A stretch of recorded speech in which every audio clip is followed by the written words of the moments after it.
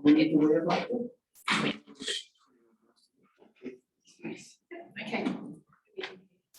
Good afternoon. Thanks everyone for logging in for Dr. Nimrod Israely's presentation. Can we dream of a future free of pesticides? Thanks.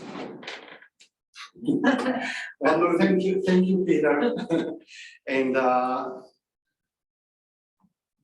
it's wonderful to have you here. It's wonderful to have you on the other side of the screen.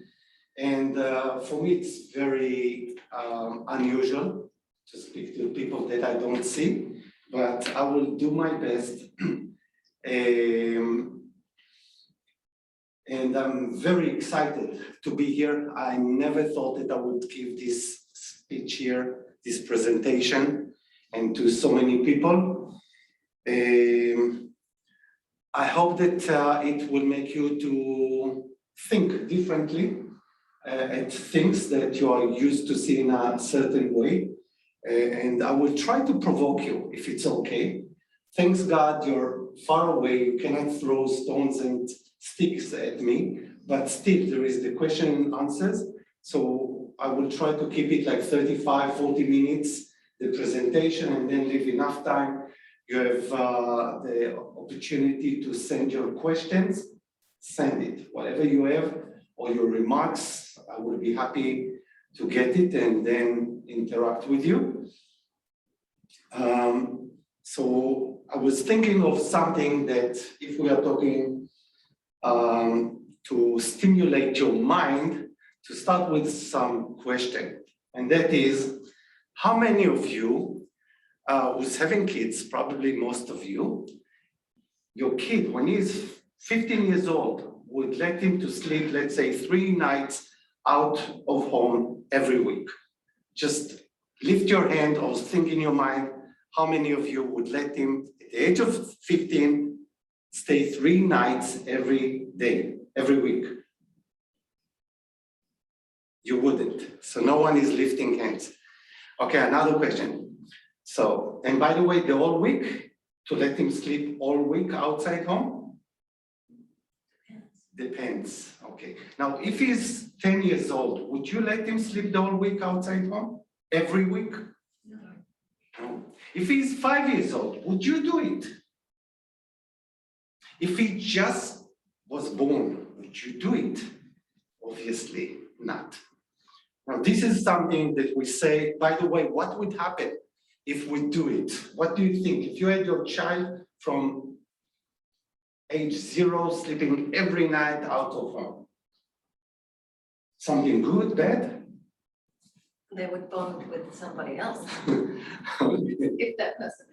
Okay, so that was a tricky question because this is how I was born. From the hospital, straight to the nursery. My mother, when she wanted to breastfeed me, she had to walk from where she lived to where I was. And that is the kibbutz movement, where I was born. This is the way it was. And still, people grew up to be almost normal. And by the way, many Israelis, the kibbutz is very successful. 10% of the Israeli export, industrial export, is coming from the kibbutz, which is less than 1% of the population. 40% of the agro production is coming from kibbutz. Many economic leaders, many politicians, in the army, so very high ranks. So it turned out that sometimes we think of something, but we are completely wrong. Completely, very basically. By the way, the reason it started is not because of the traditional thing, it was just necessity, and then it became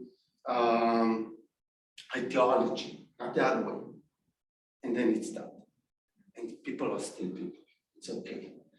So I will try and show that sometimes we have mistakes because we are used to think of something in a certain way. And but life is so wonderful and so big. There are many ways of achieving things. And the most important is, just like the kibbutz members, is to know what you want to achieve, the goal. Once you know the goal, there are so many ways of getting there. And sometimes they are really crazy. From the age of 0 to the age of 18, I spent probably 1 or 2 or 3 nights with my parents. That's it. And I wasn't born to any other one. They were still my parents. We spent 4 hours every day, and Saturday more. And we were in very, very good relations. Very. So let's start now.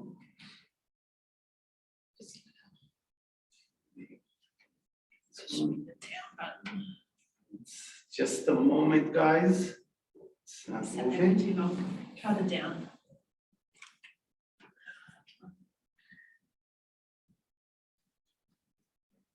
Please excuse me, I'm experiencing technical difficulties. Normal service will be resumed as soon as possible. We sat here 2 long minutes.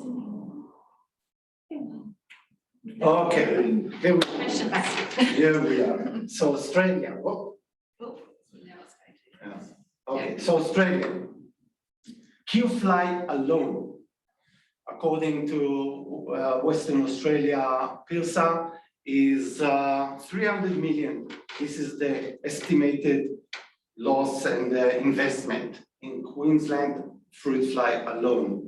Did you know that if you had to eat the Mediterranean fruit fly, you would get a little bit more? And probably as the years will pass, this number will grow, not decline. Now, this is after we're talking about one of the most advanced economies in the world. And when it comes to agriculture, definitely very, very advanced. And we have a long list of control methods that we can use, like spraying, repellents, traps, attract and kill, nets, sterile flies, natural enemies. And I experienced all of them by myself, most of them in my own orchards, because I grew on a kibbutz and I was in charge of the orchards and the crop protection. I did it. And I'm here talking to you today because I didn't like any of it. Not the results and not the process itself when, for example, we're talking about spraying and what else do you need in a farmer that is not happy from what he's getting? So I decided to take 2 paths, and one is go to university where I spent my next 15 years and study the ecology of fruit flies and before that entomology. And then also side by side to develop something that I thought would be faster, which is a technology. And I started to experience everything in my own orchard. And on this I will speak later. So let's go on. Okay, so this is me. In my tractor, I had many tractors actually. And at a certain point, I became an expert of spraying, especially low volume spraying of something like 1/10 and even less than what farmers are used. In Israel, it is between 1,000 to 2,000 liters per hectare in orchards. And I was doing something like 50 to 100, 150 liters per hectare. And that was very successful. But that also showed me the limitations of this, the most advanced technology as I view it at the time. So I wrote here something all have failed. Did it really fail? At least in my eyes it did. This is why I chose to look for something else. And I had conventional orchards, I had organic orchards. Nothing really worked. Sometimes I had high infestation, sometimes low. But one thing was sure, I was spraying all the time, every week. And I want to give a different perspective on what is failure by showing what is success. And here is a case of success. When we think of smallpox, we brought vaccinations and it's gone. Now, not all vaccinations disappear the cause of disease, but this is a wonderful example because it's gone. And that shows us two things at least. One, eradication is just another step, is part of control. Now what we are doing with COVID-19, we are doing control. We are trying to manage damage. We are not going to eradicate it. But if we do it correctly, in some cases, we are able to eradicate. So what we are doing in eradication programs is practically control using the same tools we are using as I presented before, but we take it to the extreme. If we know how to do it, again, vaccinations eradicated smallpox. We do not eradicate every virus using vaccinations. Why? Many reasons. This is not the place to talk, but this is success. This is obvious. You don't need many things. When you have something successful, all you need is this one tool. And one way of knowing that something is not successful is when you have many tools. And this is a mix because we were taught, all of us, IPM, Integrated Pest Management. In fact, Integrated Pest Management, I know it because I was managing the first farm in Israel that started to implement IPM. And I was lucky to have some of the best professors in university that started IPM in biological control in the world. And it's all about in the 60s, 70s, 80s, everybody was spraying all the time. So then scientists came and said, wait with the spray. Think of anything else that you can do and do anything else before you spray.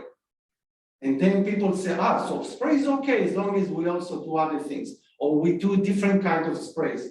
But no, in reality, if we have something really good, we take it. For example, now we have cars, we don't need horses to get from one place to another, or donkeys, because it's really good, cars. Now, this is, I don't know why we don't see the entire picture, just let's see if we can get back. Okay, so that should have been a map of the distribution of Bacterothera dorsalis, which is now recognized by CABI as the most destructive, invasive, and widespread of all fruit flies in the world.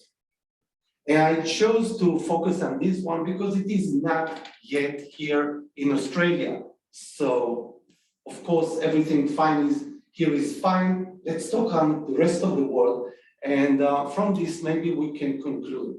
I can just tell you, for those of you who do not know, that is all over Africa, all over Asia, and the Pacific. Knocking on the doors of Australia, I think, daily. So this is what it means. And just in 2004, it just entered Africa. Even after 5 or something like that, it just entered after Africa. It took this pest something like 13, 14 years to get all over Africa. This is how fast it is going, like a fire in the bush. And it's a good reason because this one is very intensively studied all over. If you go to India, you will see universities that study this pest. If you go to Africa, if you go to the International Atomic Agency, anywhere, the Americans, they study this pest. But you know what? Still 50% fruit damage, 50%. And that includes very advanced economies, like, for example, the Americans in Hawaii and others. with all the sprays, with all the traps. This is very recently from 2019, when I gave farmers a questionnaire and I asked them to write, it was long one, but here you see the part where I asked them to write about the infestation. And what you see is they have 2 seasons. So they wrote, for example, one wrote 30% in the first season, 70% infestation, fruit infestation. The second, so you can see that the average here is even higher than 50%, and it is not that they are not investing in control. If you would see the other part where they report about how much they invested in control, and what they do, they do sprays, trapping, sanitation, and practically anything that you can think. I'm not going to bore you more with this. And in the world, this is not unique. We have 4,500 species of fruit flies. Out of them, only 200 are economic importance. It's still a big number. In Australia so far, we're very lucky to have only 2 species, Bacterothera trioni and Ceratitis capitata. So this is really lucky. In most places in the world, you're talking minimum 3 species, but sometimes tens. And this is the problem. The problem is that the available control that we have is for a very, very small part. And even if we think of the one pest that is studied the most, the Mediterranean fruit fly, which is here marked in the red, available. Now, just go to Western Australia and you ask them, how good do you control it? And they will say, are you sure that we control it? We don't. And I can tell you from Israel, it's not, this is why I'm here. I was trying to control this pest. It was so awful in days where I could practically, if I wanted to spray cyanide, I could spray cyanide. Still, the control was, in my perspective, a failure. So this is what we have, and it's a very depressing way of looking at the world today. And if you think that just the mayfly, the investment until now is in the scale of billions of dollars from the very early sprays, something like 70 years, if not more. And then we have SATs like 60 years. And then we have all kinds of traps, it's 100 years. So not something to be too proud about. And this is what happens. And when you have a problem, that's a mayfly, like I did in Israel, then it creates fear, uncertainty, risk, stagnation. Even here, I heard some farmers saying that in the riverland, they are not going to plant something that is susceptible to fruit flies because maybe the future is not so bright. So they are going to do something like pistachio, meaning less income per hectare. So this is when you are not sure about your future, and that impairs economical growth. I see it all the time, everywhere I go, which mostly or very much I'm active in the emerging economies. And why do I share all this with you when this is about technology? Because technology is always part of a context. And you need to understand why you do it. Unless you understand why, for whom, what you want to achieve, then it's not for me. This is why I've left university. I wanted to do something very practical. So this is about practical. You need to understand why, and we will get there.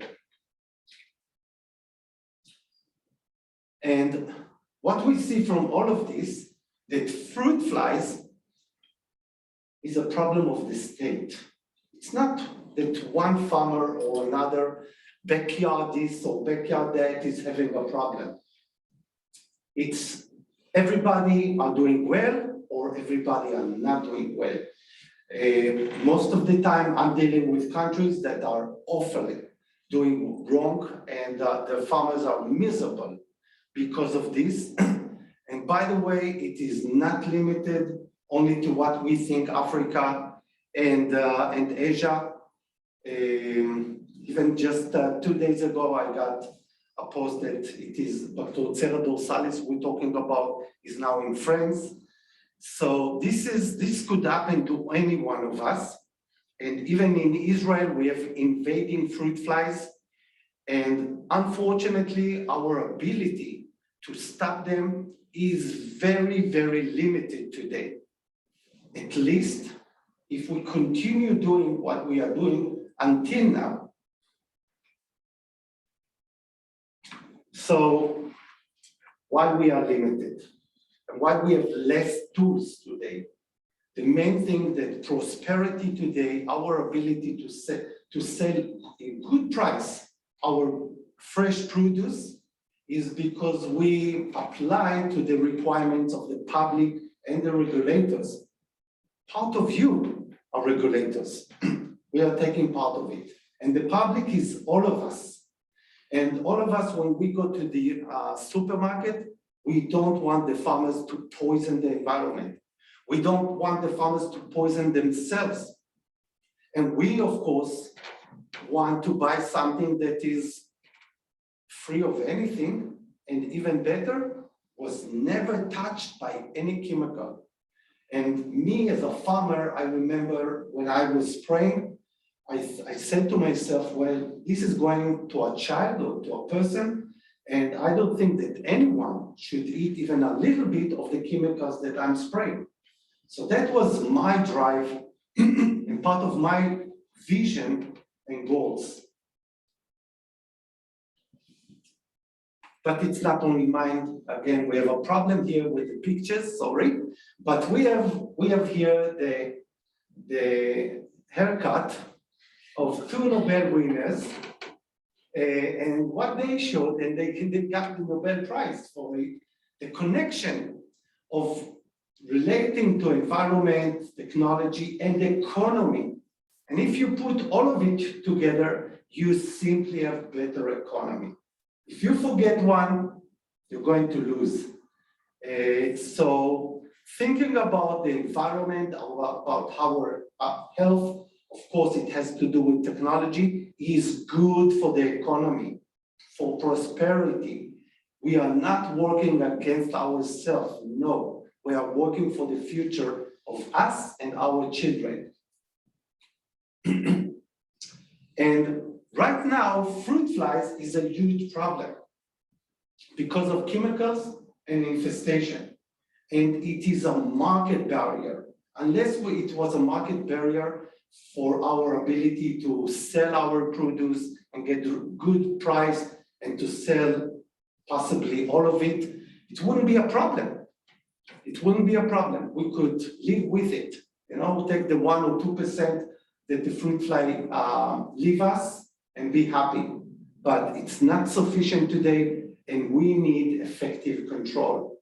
Effective according to the new laws, which means what you and me, we all want, something free of chemicals, good to the environment, to our health, you know, all of those things. That means that we need a new concept. And knowing this, we good. This is what drove me. When I left my orchards, went to the university, and then left the university and founded BioFeed, I knew one thing. Whatever I experienced before is not good. Me and my team, we must think of something better, and we must improve it so good that anyone who would see it would say, yes, we understand. It's really good. And we should also show that it is working good, not on some small pest that no one cares about, but something significant. So at least what we had at home is the Mediterranean fruit fly that at that time, when I started 27 years ago, was the #1 fruit fly in the world. So this is why I chose to focus on this pest. Now, when we think of technologies, we need to think of at least two things. It needs to be effective and easy to use. So let's see what we have today. When we have cover sprays or bait sprays, well, they are hard to use, going every time and repeatedly application. And they are so effective. I can tell you this is from my own experience. I would start spraying once a week, and then as the season is getting closer to harvest, every 5 days, every 4 days, every 3 days. That is not very easy or not very effective. Then we have all kinds of traps. Some of them easier to use because we need, for example, less applications, and some of them are more difficult to use, like the sticky trap, but all of them are less effective. That is a problem. And then we have the genetic modified insects or plants, which are very hard and not effective. We don't have something today effective for fruit flies, for example. And anything else, to the development, we need a factory. That is a long process. We'll talk about it later. And applications, many applications. So definitely easy it is not. And not so effective. This is what we wanted, something very effective, very easy to use. And this is the freedom. We were not ready to satisfy for anything less than this until we got it. And we got it. And this is what we're going to talk about. But that was not enough. Another thing is to develop something new, it takes a lot of time and a lot of money. We just saw before this circle that today we have very limited number of solutions, if you can call it a solution, what we are using for fruit flies. So even if you have tomorrow all the money in the world, and if you want a new insecticide because you are not satisfied with what you want, you would need at least 300 million euros. It says here dollars, but no, it's really euros. And this is the minimum, but you will also need patience because that will take you decades.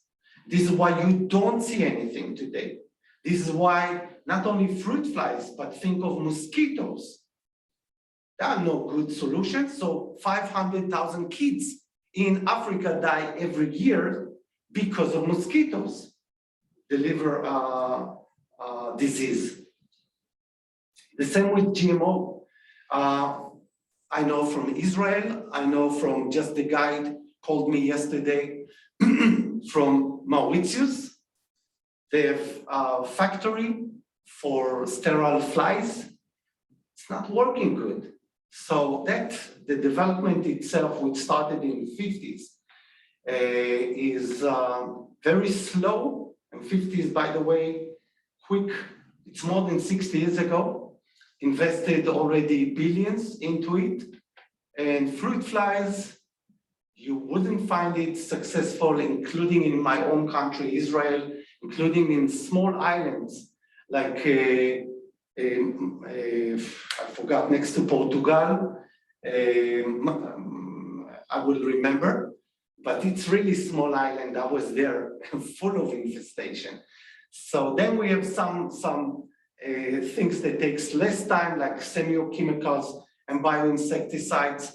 Still, most of it are things that today are unacceptable because at the end of the development, you get a bottle of poison that you need to spray. GMO is also not very much liked by many people. And the most important, it's not effective enough.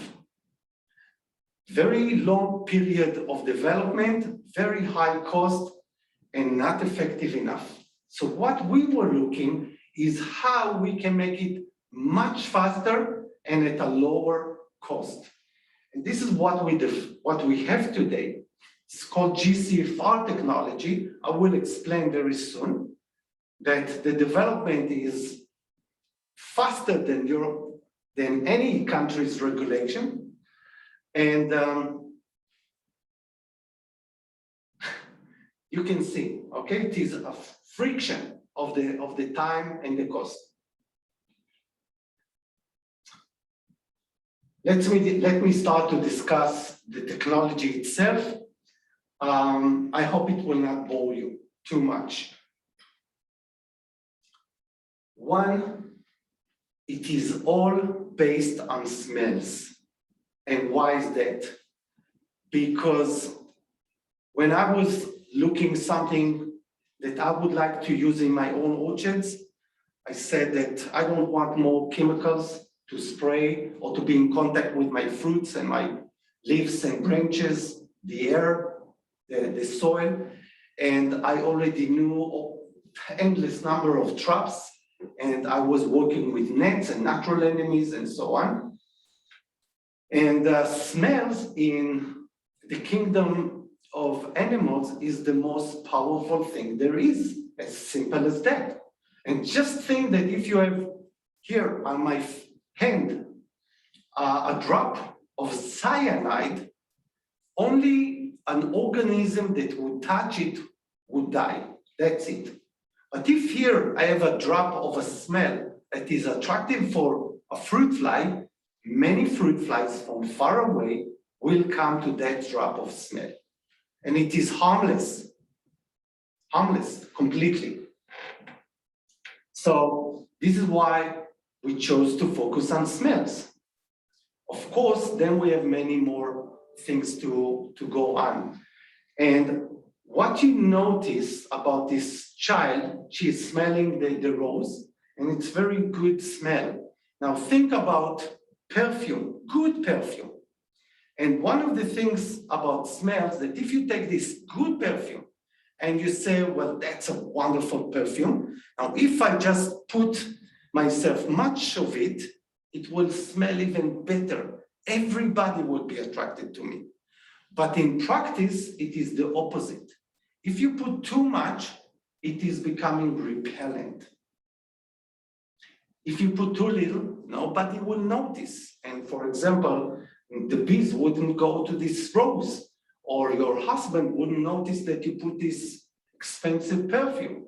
So when it comes to smells, we need to have the exact amount of smell. Not too much, not too little. Another thing is the special smell is because a mixture of many, many molecules.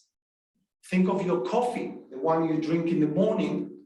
It has thousands or at least hundreds of different molecules that you smell, and this is what makes it so special. The same about the wine and many other things. We don't have this special mixture, it's not working as we would like. Now, this is what you meet in the regular way we are working with smells. On the left side, we see, let's say, a bottle with something that is a liquid, that is releasing smells. Now, we have many molecules, and those molecules during the hours of the day, or if it is windy or not, depending, releasing usually in the middle of the day, much more of the evaporate, much more. Now, just remember what I said before, much more doesn't mean better. So this is one problem. Another problem that with time, we get a separation, and some molecules are released faster than others, and they will disappear while we are left with others. So the smell at the day or days 1 and the smell at day 2 or 10 or 20 is not going to be the same, simply different smell. That is not good. So overall, we get a decline and a changing kind of smell. And this is what we have and all of us experience. For example, when we put this tree of smell in the car, the beginning it's awful smell, and after a short while, we don't smell it at all. We don't like it. It's not working good. Oh, wait, why I don't have the next slide? Not good. No. We are missing here a slide, very, very important. Maybe I will have it the next one. Let's see, I hope. Well, that's it? 35. Oh, okay. Am I good with the time? Are you bored? Should I continue or to? Okay. So what we see here that we did, we used the Gcfr technology in which, just like nature, we see on the left side the Mediterranean fruit fly releasing pheromone. We also release drops of smells.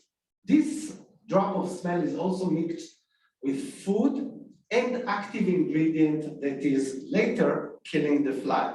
But we can see now the principle is releasing drops.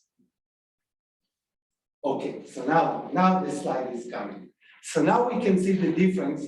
And now on the top left, we see the drop of the Gcfr. Gravity controlled fluid release. And what we can see during the day, we get more or less the same rate of release. A little bit more during the day, a little bit less during the night. It's okay, flies are not active during the night.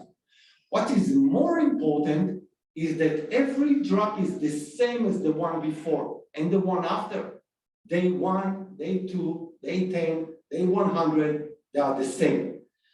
Hardly any difference. So the effectiveness of the smell, of the taste, of the active ingredient that is killing them later, all kept the same from the start to the end.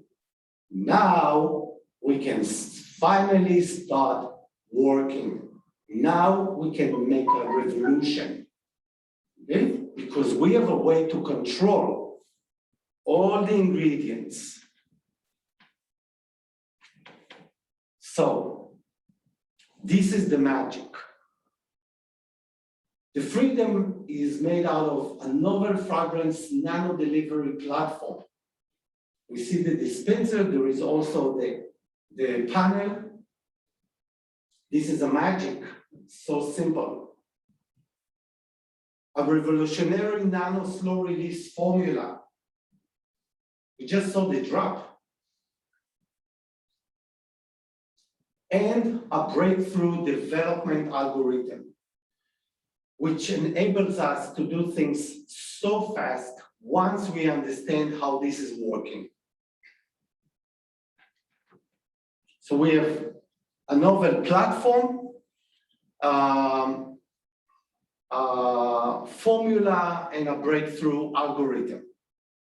And all of it together is making up this freedom, which is so simple. You can see the dispenser at the top in the pocket and some drops coming out.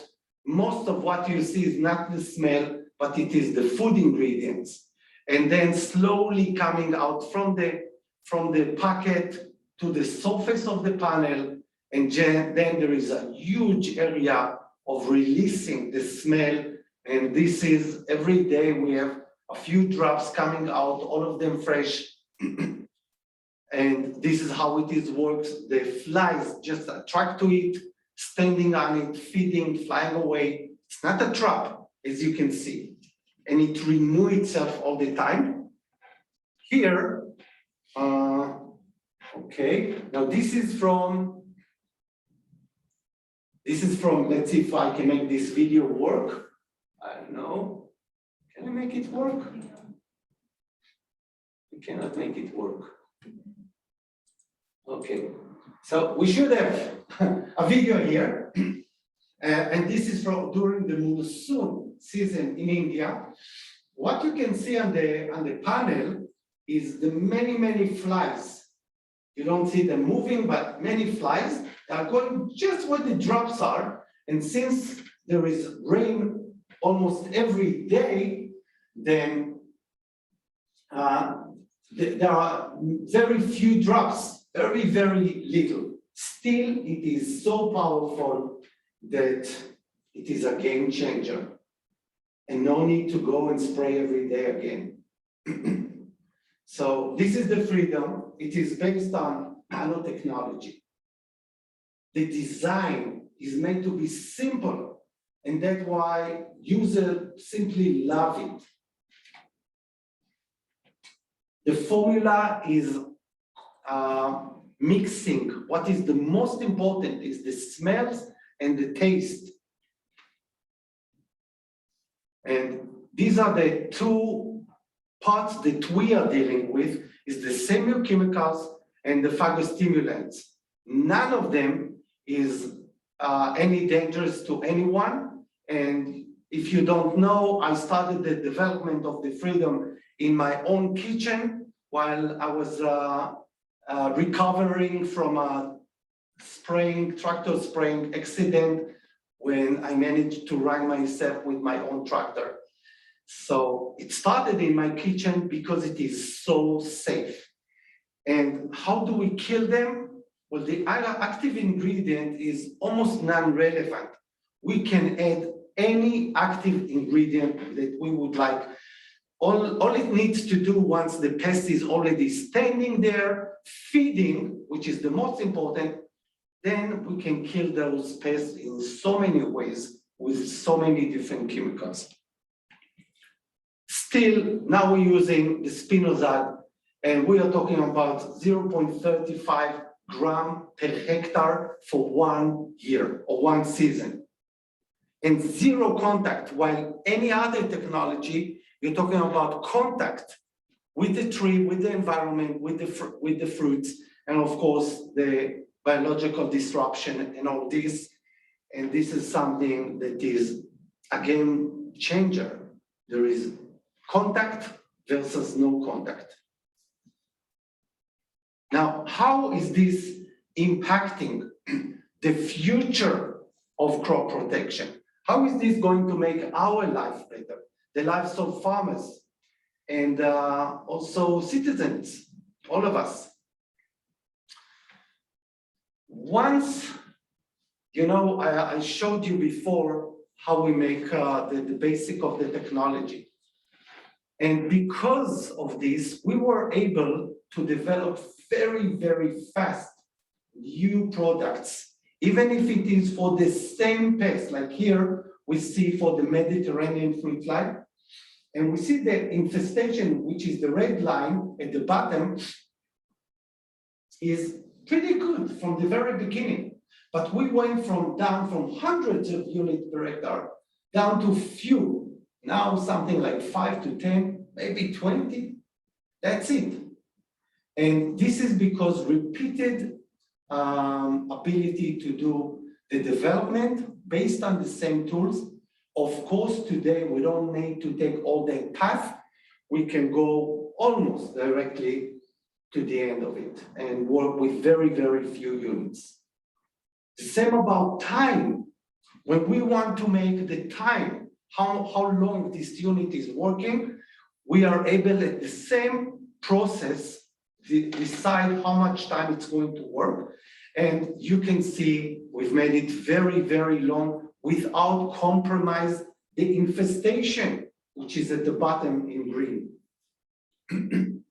Now, if we look at other technologies available today, like mating disruption 20 years ago, and mating disruption today, they're using practically the same number of units, between 500 to 1,000 per hectare.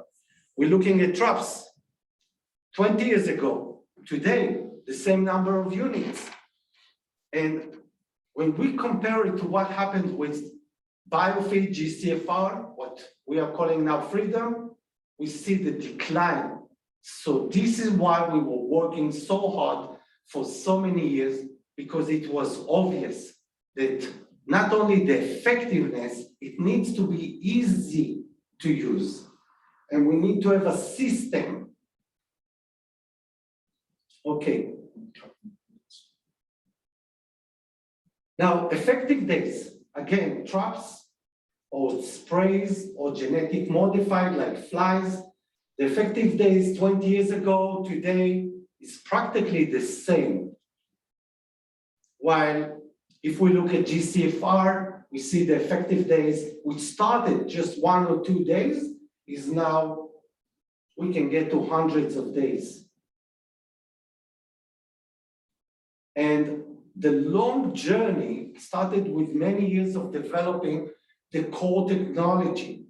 But once we got it right, we started to developing very, very fast. And here you see the development of just the past few years. And now we are much more focused on delivering what the farmers need. And mostly in Africa and in Asia and India, they need for a combination of flies, not one. Think that here, for example, in Adelaide, you would have, or Western Australia, some of them having the Mediterranean fruit fly and the Queensland fruit fly. So now it's not enough to have just spray for this or spray for that, or trap for this and trap for that, or sterile flies for this and sterile fly for that. No. If we are talking about easiness of applying it and all this, we need in one dispenser, in one unit to do everything. And this is exactly what we are doing today. So for us today, to do the next fruit fly, it's not a big deal anymore. It is more to understand what is needed. And because this is so powerful, we decided that we are going to focus on places where the results today are poor or going to be poor or not good enough.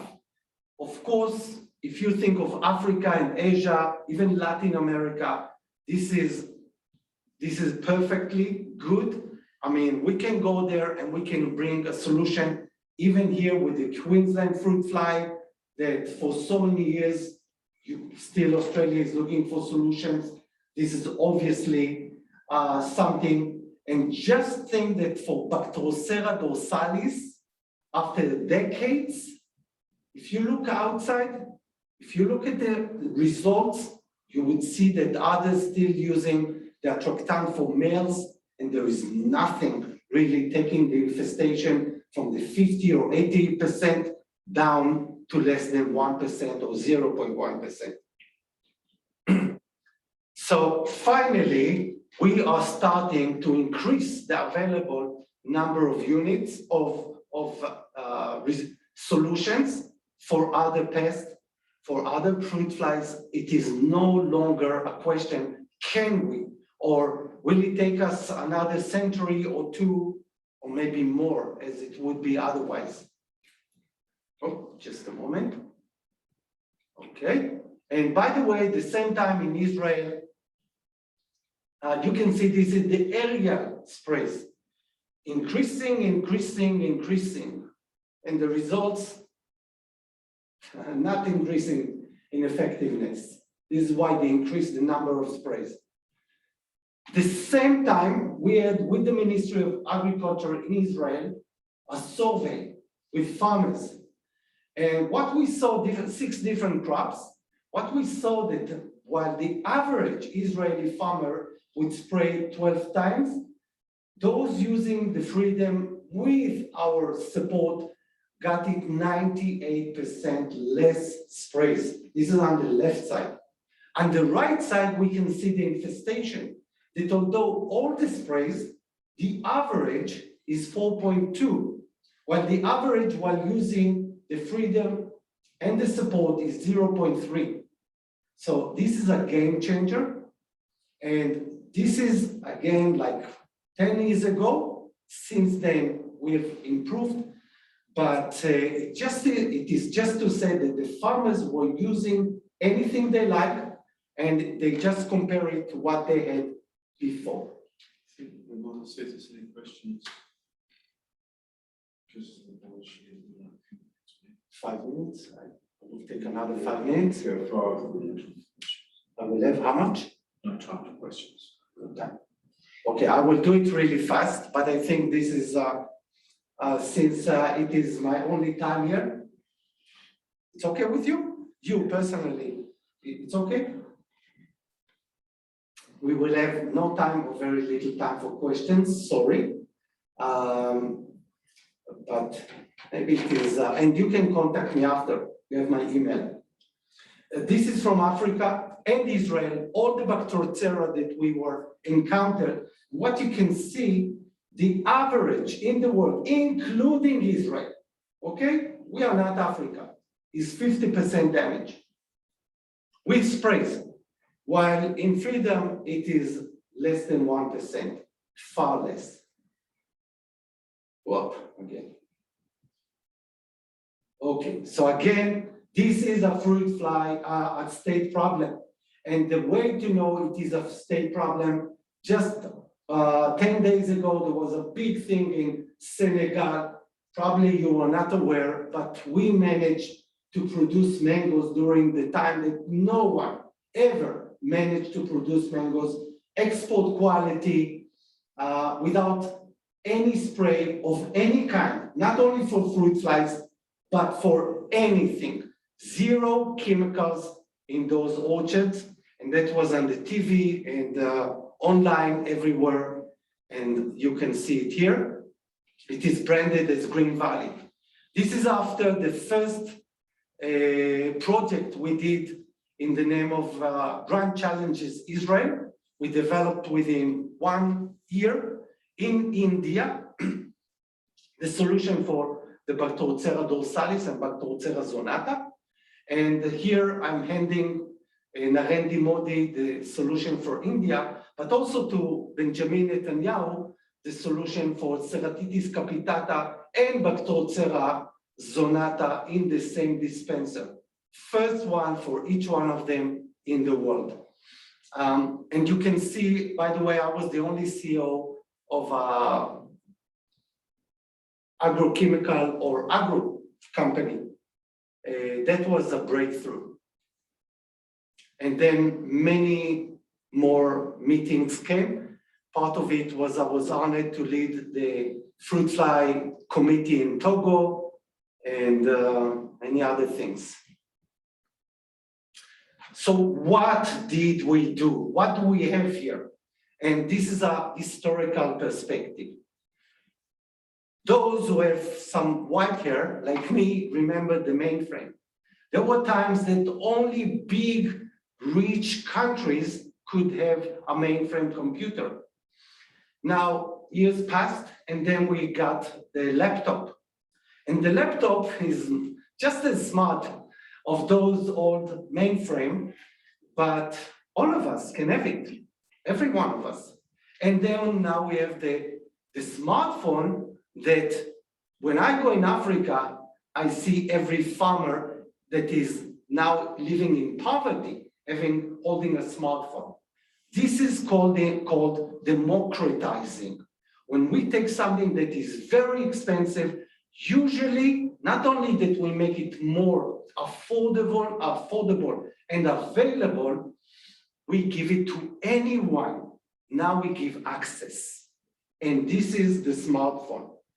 You, me, and the guys in Africa, in Asia, that are growing lettuce and earning $1.9 a day, we all have the same access. The same is here. What we are doing is, until today, unless you are a huge company of agrochemicals with a lot of R&D and so on and so forth, or we can see also the SIT, the biological development. It took decades, it took hundreds of millions. You needed so many experts and this and that. And now you can have something that practically anyone can order and have the next season ready to use. And without all the downsides that involved with all the technologies. Okay, so we cannot see videos, so we will skip all of this. So this is just a summary. We're talking about swift development, highly effective, no sprays, no infestation. And this is a game changer from everything that I know as a farmer.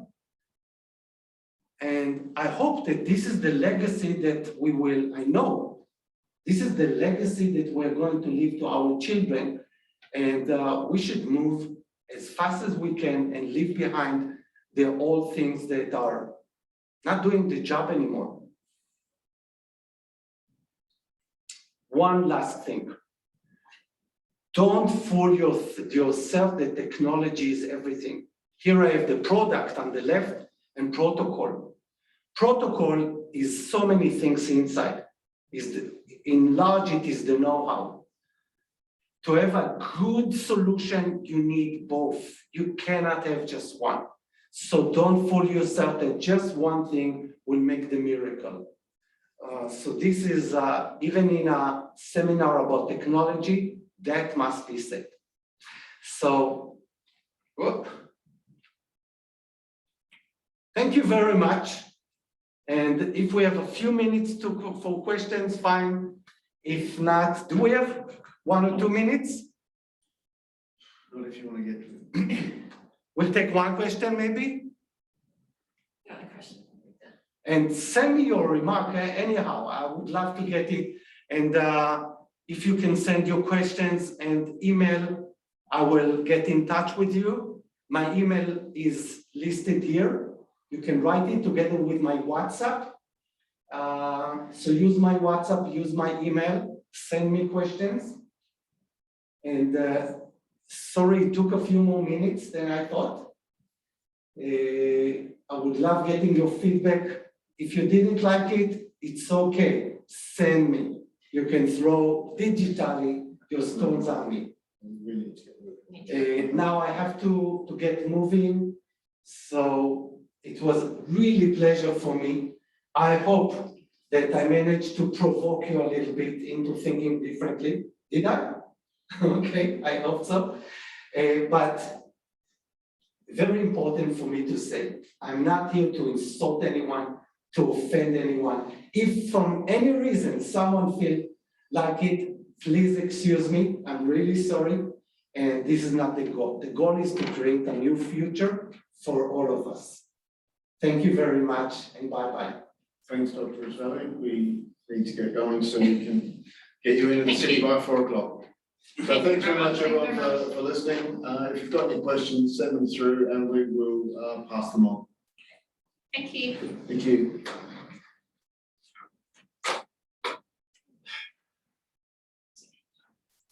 You chats, what are? Are we disconnected? No, not yet.